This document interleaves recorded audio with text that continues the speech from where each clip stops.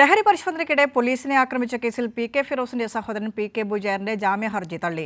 Kozhikode Kunnamangalam 1-ാം class magistrate കോടതിയാണ് ജാമ്യ ഹർജി തള്ളിയത്. അന്വേഷണവുമായി പ്രതി സഹകരിക്കുന്നില്ലെന്ന് പോലീസ് കോടതിയിൽ നൽകിയ റിപ്പോർട്ടിൽ പറയുന്നു. ലഹരി പരിശോധനയ്ക്കെത്തിയ കുന്നമംഗലം സ്റ്റേഷനിലെ സിവിൽ പോലീസ് ഓഫീസർ അജീഷിനെ ആക്രമിച്ച് രക്ഷപ്പെടാൻ ശ്രമിച്ച കേസിലാണ് പി.കെ. ബുജേറിന്റെ ജാമ്യ ഹർജി കോടതി തള്ളിയത്.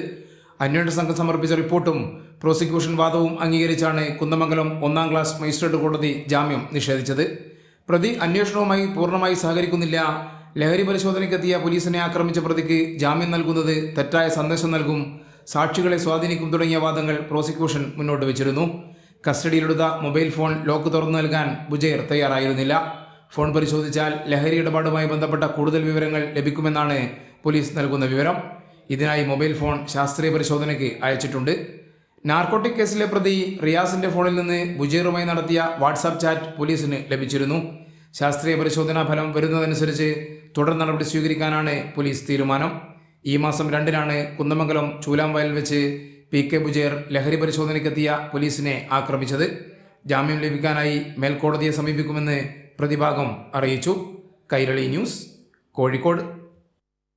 എ.കെ. ലതീഷ കോഴിക്കോട് നിന്ന് ചേരുന്നുണ്ട്. ലതീഷ, നേരത്തെ നോൺ ബൈലേബൽ ഒഫൻസാണ് ബുജേറിന് നേരെ പോലീസ് ചുമത്തിയത്. അത് സംശയാതീതമായി കോടതിയിൽ തെളിയിക്കപ്പെടാനും പ്രോസിക്യൂഷന് കഴിഞ്ഞു, കോടതിയെ ബോധ്യപ്പെടുത്താൻ പ്രോസിക്യൂഷന് കഴിഞ്ഞു. ഇന്നത്തെ കോടതി നടപടികൾ എന്തൊക്കെയായിരുന്നു?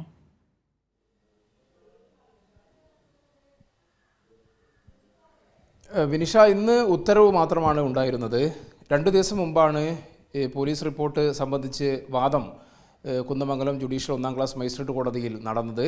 ആ ഘട്ടത്തിൽ പ്രോസിക്യൂഷൻ വളരെ കൃത്യമായി കാര്യങ്ങൾ കോടതി മുമ്പാകെ അവതരിപ്പിച്ചിരുന്നു.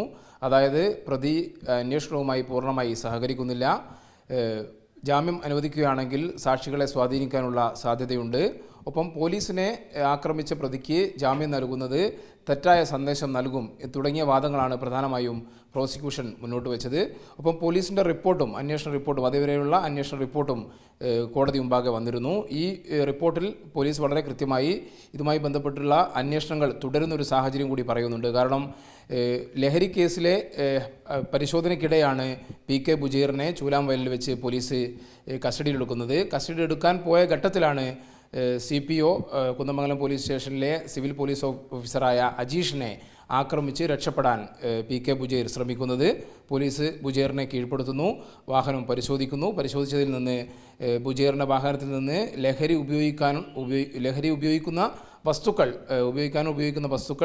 പോലീസ് കണ്ടെടുക്കുകയും ചെയ്തു. എന്നാൽ ലഹരി വസ്തുക്കൾ പോലീസിന് കണ്ടെടുക്കാൻ കഴിഞ്ഞിരുന്നില്ല. മെഡിക്കൽ പരിശോധനയ്ക്ക് വിധേയമാക്കിയ ഘട്ടത്തിൽ ബുജേർ താൻ ലഹരി ഉപയോഗിക്കുന്നുണ്ട് എന്ന് പോലീസിനോടും ഡോക്ടറോടും പറഞ്ഞിരുന്നു. ഇതിൻ്റെ അടിസ്ഥാനത്തിൽ രക്തസാമ്പിൾ പരിശോധനയ്ക്കായി അയച്ചിട്ടുണ്ട്. ഇതിൻ്റെ പരിശോധനാ ഫലം ഇനി വരേണ്ടതുണ്ട്. ഒപ്പം കേസുമായി സഹകരിക്കാത്തൊരു സാഹചര്യം പോലീസ് കോടതിയിൽ പറഞ്ഞ കാര്യം എന്താണെന്ന് വെച്ചാൽ, മൊബൈൽ ഫോൺ പി.കെ. ബുജേറിൻ്റെ മൊബൈൽ ഫോൺ പോലീസ് കസ്റ്റഡിയിൽ എടുത്തിരുന്നു. ഇതിൻ്റെ ലോക്ക് തുറന്നു നൽകാൻ ബുജേർ ഇതുവരെ തയ്യാറായിരുന്നില്ല. അതുകൊണ്ട് ശാസ്ത്രീയമായ പരിശോധനയ്ക്ക് മൊബൈൽ ഫോണും പോലീസ് അയച്ചിട്ടുണ്ട്. ഇതിൻ്റെ എല്ലാം പരിശോധനാ ഫലം വരുന്ന മുറയ്ക്ക് കൂടുതൽ വകുപ്പുകൾ ചേർത്താൻ കഴിയുമോ എന്ന് പോലീസ് പരിശോധിക്കുന്നുണ്ട്. ആ നിലയിലുള്ള ഒരു അന്വേഷണമാണ് ഇപ്പോൾ നിലവിൽ നടക്കുന്നത്. എന്തായാലും പോലീസിൻ്റെ റിപ്പോർട്ടും പ്രോസിക്യൂഷൻ വാദവും അംഗീകരിച്ചുകൊണ്ടാണ് കുന്നമംഗലം ജുഡീഷ്യൽ 1-ാം ക്ലാസ് മജിസ്ട്രേറ്റ് കോടതി പി.കെ. ബുജേറിൻ്റെ ജാമ്യ ഹർജി തള്ളിയത്. മേൽക്കോടതിയെ സമീപിക്കും, അതായത് സെഷൻസ് കോടതിയിൽ തിങ്കളാഴ്ച തന്നെ അപ്പീൽ നൽകും എന്നാണിപ്പോൾ ബുജേറിൻ്റെ അഭിഭാഷകൻ അറിയിച്ചിരിക്കുന്നത്. വിനിഷ, നിരന്തരം ലഹരിക്ക് അടിമയായിരുന്നു, അല്ലെങ്കിൽ ലഹരി ഉപയോഗിക്കുന്നുണ്ട് എന്ന് പി.കെ. ബുജേർ തന്നെ പോലീസിനോട് സമ്മതിച്ച കാര്യമാണ് വൈദ്യപരിശോധനയ്ക്കിടയിൽ. ഈ ലഹരി പരിശോധനയ്ക്കിടയിൽ പി.കെ. ബുജേറിനെ പോലീസ് അറസ്റ്റ് ചെയ്യുന്നത് അതൊരു റാൻഡം ചെക്കിങ്ങിൻ്റെ ഭാഗമായിരുന്നില്ല. പി.കെ. ബുജേർ ഈ സംഘത്തിൽ ഉൾപ്പെട്ടിട്ടുണ്ട്, ലഹരി ഇടപാട് നിരന്തരം നടത്തുന്നുണ്ട് എന്ന കൃത്യമായിട്ടുള്ള വിശദാംശത്തിൻ്റെ അടിസ്ഥാനത്തിൽ തന്നെയാണ് പി.കെ. ബുജേറിനെ തന്നെ തേടിയാണ് പോലീസ് എത്തിയത്. അപ്പോൾ പി.കെ. ബുജേറിൻ്റെ ഭാഗത്തുനിന്ന് പ്രതിരോധമുണ്ടാകുന്നു, പോലീസിനെ അങ്ങോട്ട് ആക്രമിക്കുന്ന രീതി ഉണ്ടാകുന്നു. പിന്നീട് കസ്റ്റഡിയിലെടുത്ത് ചോദ്യം ചെയ്യുമ്പോൾ പി.കെ. ബുജേർ ഫോണിൻ്റെ ലോക്ക് പരിശോധിക്കാനോ അല്ലെങ്കിൽ തുറന്നു കൊടുക്കാനോ പോലീസിന് മുന്നിൽ തയ്യാറാകുന്നില്ല. ആരെയാണ് പി.കെ. ബുജേർ സംരക്ഷിക്കുന്നത്, എന്താണ് പി.കെ. ബുജേറിന് മുന്നിൽ മറച്ചു വെക്കാനുള്ളത് എന്ന് തന്നെയാണ് സ്വാഭാവികമായും സംശയിക്കേണ്ടത്. കാരണം കഴിഞ്ഞ കുറേ കാലങ്ങളായി കോഴിക്കോട് ജില്ലയിൽ ആ ഭാഗത്ത് പ്രത്യേകിച്ച് താമരശ്ശേരി ഭാഗങ്ങളൊക്കെ കേന്ദ്രീകരിച്ച് വലിയ രീതിയിലുള്ള മയക്കുമരുന്നിൻ്റെ വാർത്തകൾ, ശൃംഖലകൾ, MDMA വിഴുങ്ങിയ യുവാവ് മരിച്ച സംഭവം, MDMA ഉപയോഗിച്ച മയക്കുമരുന്നിന് അടിമയായ മകൻ ഉമ്മയെ കുത്തിക്കൊലപ്പെടുത്തിയ സംഭവം, അത്തരത്തിലൊക്കെ നിരന്തരം വാർത്തകളായി യുവാക്കൾക്കിടയിൽ മയക്കുമരുന്നിൻ്റെ വ്യാപനം വലിയ വാർത്തകളാകുമ്പോഴാണ് പോലീസ് കൃത്യമായിട്ടുള്ള നടപടികൾ സ്വീകരിക്കുന്നതും അത്തരത്തിൽ ലഭിച്ച റിപ്പോർട്ടിൻ്റെ അടിസ്ഥാനത്തിൽ PK ബുജേറിലേക്ക് പോലീസ് എത്തുന്നതും.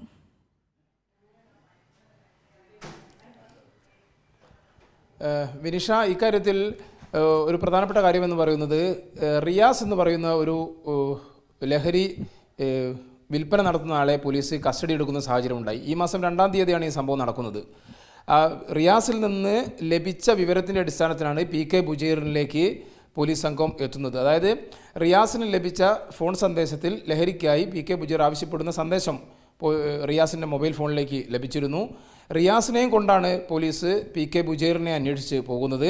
റിയാസിൽ നിന്നും മതിയായ അളവിൽ ലഹരി വസ്തുക്കൾ പോലീസിന് കണ്ടെത്താൻ കഴിഞ്ഞിട്ടില്ല. അതുകൊണ്ട് തന്നെ റിയാസിനെ സ്റ്റേഷൻ ജാമ്യത്തിൽ വിടുന്ന സാഹചര്യമാണ് ഉണ്ടായത്. എന്നാൽ റിയാസ് മൊത്ത് പരിശോധനയ്ക്കെത്തിയ പോലീസ് സംഘത്തെയാണ് ബുജൈർ ആക്രമിച്ച് രക്ഷപ്പെടാനുള്ള ശ്രമമാണ് അദ്ദേഹം നടത്തിയത്. എന്നാൽ പോലീസ് കീഴ്പ്പെടുത്തുകയും പോലീസ് പോലീസ് സ്റ്റേഷനിലേക്ക് എത്തിക്കുകയും വിശദമായി ചോദ്യം ചെയ്യുകയും ചെയ്തു. ആ ഘട്ടത്തിലാണ് ബുജൈർ തൻ്റെ ഫോൺ ലോക്ക് ഒഴിവാക്കി പരിശോധനയ്ക്ക് വിസമ്മതിച്ചത്. അക്കാര്യം പലതവണ ആവശ്യപ്പെട്ടിട്ടും അതിനോട് പൂർണ്ണമായി സഹകരിക്കാൻ ബുജൈർ തയ്യാറായില്ല. എന്നാൽ ബുജൈറിൻ്റെ ചില സന്ദേശങ്ങൾ ഫേസ്ബുക്ക് ഉൾപ്പെടെയുള്ള നേരത്തെ ലഹരിയുമായി ബന്ധപ്പെട്ടെല്ലാം അദ്ദേഹം നടത്തിയ ലഹരി പ്രോത്സാഹിപ്പിക്കുന്ന അടക്കമുള്ള സന്ദേശങ്ങളെല്ലാം പോലീസിൻ്റെ പരിശോധനയിൽ ലഭ്യമായിട്ടുണ്ട്. എങ്കിൽ പോലും നാർക്കോട്ടിക് വകുപ്പുകൾ അല്ലെങ്കിൽ മയക്കുമരുന്നുമായി ബന്ധപ്പെട്ടുള്ള വകുപ്പുകൾ ചേർക്കണമെങ്കിൽ പോലീസിന് സ്വാഭാവികമായും തെളിവുകൾ ലഭിക്കേണ്ടതുണ്ട്. അതിൻ്റെ തെളിവ് ശേഖരണത്തിൻ്റെ ഭാഗമായാണ് മൊബൈൽ ഫോൺ പരിശോധന നടത്താൻ തീരുമാനിച്ചത്. അതിന് ബുജൈർ തയ്യാറായില്ല, അല്ലെങ്കിൽ അതിനോട് സഹകരിച്ചില്ല. ലോക്ക് തുറന്നു നൽകാൻ ബുജൈർ തയ്യാറായില്ല. അതുകൊണ്ടാണ് ശാസ്ത്രീയ പരിശോധനയ്ക്കായി റീജിയണൽ ഫോറൻസിക് സയൻസ് ലാബിലേക്ക് മൊബൈൽ ഫോൺ അയച്ചിരിക്കുന്നത്. ഒപ്പം ബുജൈറിൻ്റെ രക്തസാമ്പിളും പരിശോധനയ്ക്കായി അയച്ചിട്ടുണ്ട്.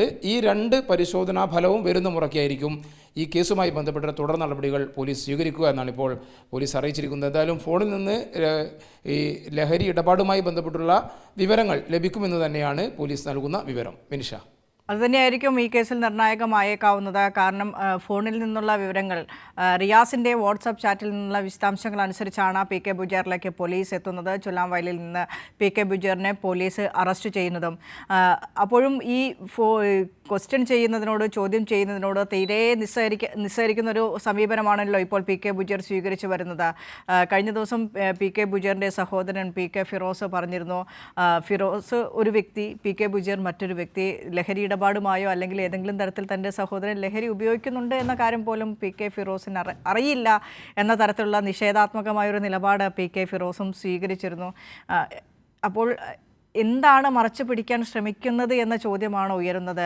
എന്തോ ഒന്ന് മറച്ചു പിടിക്കാനുള്ളത് കൊണ്ടാകണം ഇത്തരത്തിലുള്ള പോലീസ് അന്വേഷണമായി അരികത്തേക്ക് വരുമ്പോൾ തന്നെ പോലീസിനെ അങ്ങോട്ട് കടന്നാക്രമിക്കുന്ന ഒരു രീതി. പോലീസ് ചോദ്യം ചെയ്യുന്ന സമയത്ത് പോലും ഈ ഫോണിൻ്റെ ലോക്ക് തുറന്നു കൊടുക്കുകയോ അല്ലെങ്കിൽ ഏതെങ്കിലും തരത്തിൽ ഒന്നും മറച്ചു വെക്കാനില്ലാത്തവന് ആ അന്വേഷണത്തോട് സഹകരിക്കാമല്ലോ.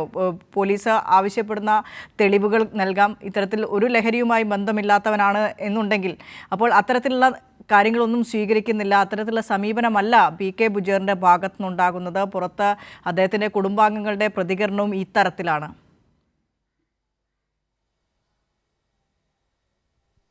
തീർച്ചയായും PK ഫിറോസ് ലഹരിക്കെതിരെ വലിയ പ്രചാരണം നടത്തുന്നു എന്നൊക്കെയാണ് പറയുന്നത്. എന്നാൽ സ്വന്തം വീട്ടിലെ ലഹരി ഉപയോഗം PK ഫിറോസ് അറിഞ്ഞില്ല എന്ന് പറയുന്നതിനോട് സ്വാഭാവികമായും അത് വിശ്വസിക്കാൻ പ്രയാസമാണ്. ആ നിലയിൽ തന്നെയാണ് സമൂഹ മാധ്യമങ്ങളും പൊതുസമൂഹവും ആ വിഷയത്തെ കണ്ടതും. കാരണം അത്തരത്തിൽ പൊതുപ്രവർത്തകനായ ഒരാൾ, അദ്ദേഹത്തിൻ്റെ ബന്ധു, വീട്ടിലുള്ള ഒരാൾ ഇത്തരത്തിൽ ലഹരി ഉപയോഗിക്കുന്നുണ്ട് എങ്കിൽ അത് പോലീസിനെ അറിയിക്കേണ്ട ബാധ്യത അദ്ദേഹത്തിനുണ്ട് എന്നുള്ള നിലയിലുള്ള വിമർശനം വലിയ തോതിൽ വരികയും പൊതുസമൂഹം ആ നിലയിലുള്ള വിമർശനം ഏറ്റുപിടിക്കുകയുമെല്ലാം ചെയ്തിരുന്നു. കാരണം പല ഘട്ടത്തിലും PK ഫിറോസ് രാഷ്ട്രീയമായി ഇത്തരം വിഷയങ്ങളെ ഉപയോഗിച്ചിട്ടുള്ള ചരിത്രം നമുക്കറിയാം.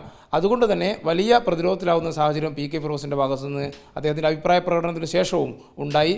പിന്നീട് PK ഫിറോസ് മാധ്യമങ്ങൾക്ക് മുമ്പാകെ വരുന്ന സാഹചര്യവും ഉണ്ടായിരുന്നില്ല. കാരണം രാഷ്ട്രീയമായി എതിരാളികളെ ഈ തരത്തിൽ വേട്ടയാടുന്നതിനായി PK ഫിറോസ് പല ഘട്ടങ്ങളിലും ഇത്തരം വിഷയങ്ങൾ ഉപയോഗിച്ചിട്ടുണ്ട്. ആ നിലയിലുള്ള അദ്ദേഹത്തിൻ്റെ മുൻ പ്രതികരണങ്ങൾ ഉൾപ്പെടെ സമൂഹ മാധ്യമങ്ങളിൽ വലിയ തോതിൽ ചർച്ചയായി.